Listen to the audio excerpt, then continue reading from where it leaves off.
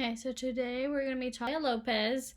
This is Bio 2117 Lab, and it's fall 2024. Um, so the Ebola is a group of viruses known as ortho-Ebola viruses, formerly known as a hemorrhagic fever. It's a virus, part of the Filoviridae family. The way that it does it is through lytic cycle. It uses the host cells to reproduce itself. There's 5 strands, 4 animals and humans, and 1 affects some animals and not humans.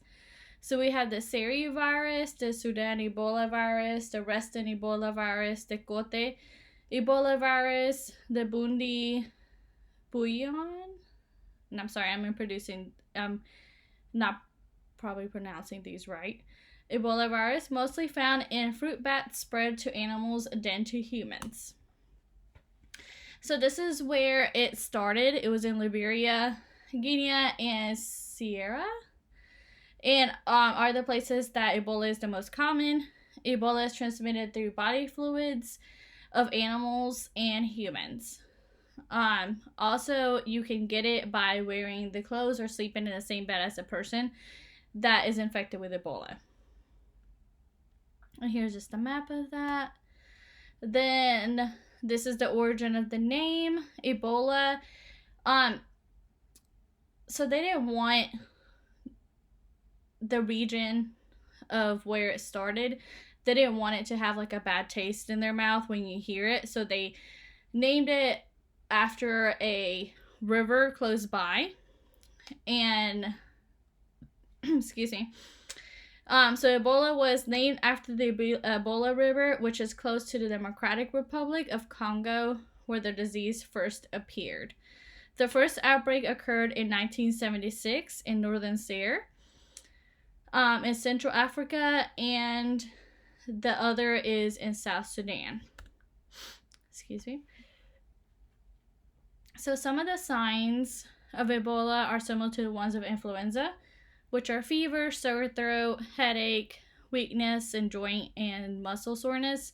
Symptoms show from 2 to 3 days after the infection. Incubation could be from 2 to 21 days. So here's this little guy. This is some of the symptoms, which is high fever, which we kind of discussed it in the slide before this, but is high fever, headache, joint and muscle ache, sore throat, weakness, which is fatigue, and stomach pain, lack of appetite, bleeding from the insides as well as ears, nose, and eyes. And as well, this is one of the suckiest part to this one, you vomit and you have bloody diarrhea. So this is what it kind of looks like when you have one of the cases that have evolved to the where it's not. Oop. Sorry, I didn't mean to do that. So this is what it looks like when someone has a case of Ebola that has gone to the later stages of it. Got tongue-tied there. Excuse me. Alright, so the diagnosis to it in the early stages of Ebola is the ELISA testing.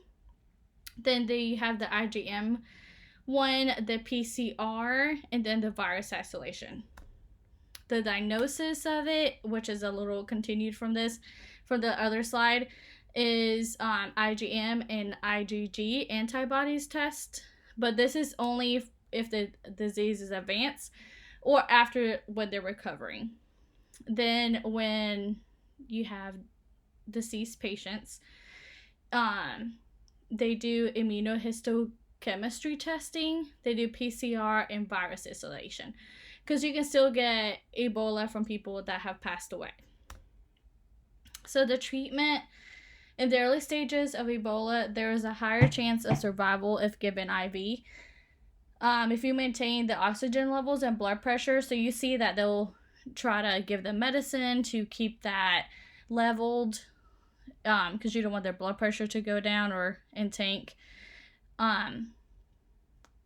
Treating other infections if they occur, so they'll they'll be given antibiotics as it advances with this disease.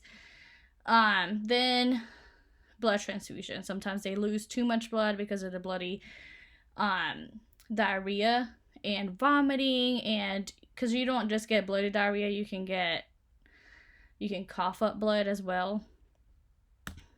So the prognosis, the patient's only hope for survival is if that person is in the early stages of Ebola. Physicians normally depend on early diagnosis to prolong the patient's life and avoid death. So to prevent this, there is a vaccine for Ebola.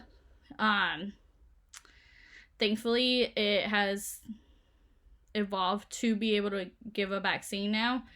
It's strongly recommended to avoid traveling to those places that we mentioned before, which is Liberia, Guinea, and Sierra, just because they still get it from time to time. They're still getting those vaccines out there to help them out. If their trip is on a roll, you can prevent coming in contact with the virus by following proper hygiene. You can avoid contact with body fluids. And of course, not eating like any wild animals like bats, monkeys, baboons, or any dead animals. Excuse me.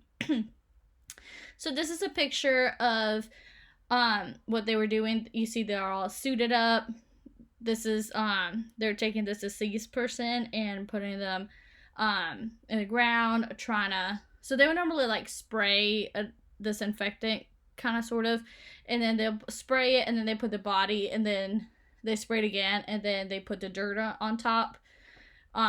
It's just a helping for them not to get contaminated with that one, with Ebola. So some facts: as of March 8th of 2015, Guinea has 3,285 cases, 2,170 deaths. Liberia has 9,343 cases, and they had 4,162 deaths. The United States had only 9 cases and 1 death. And that is it. This is my works cited page, and I hope you enjoyed this presentation. Thank you.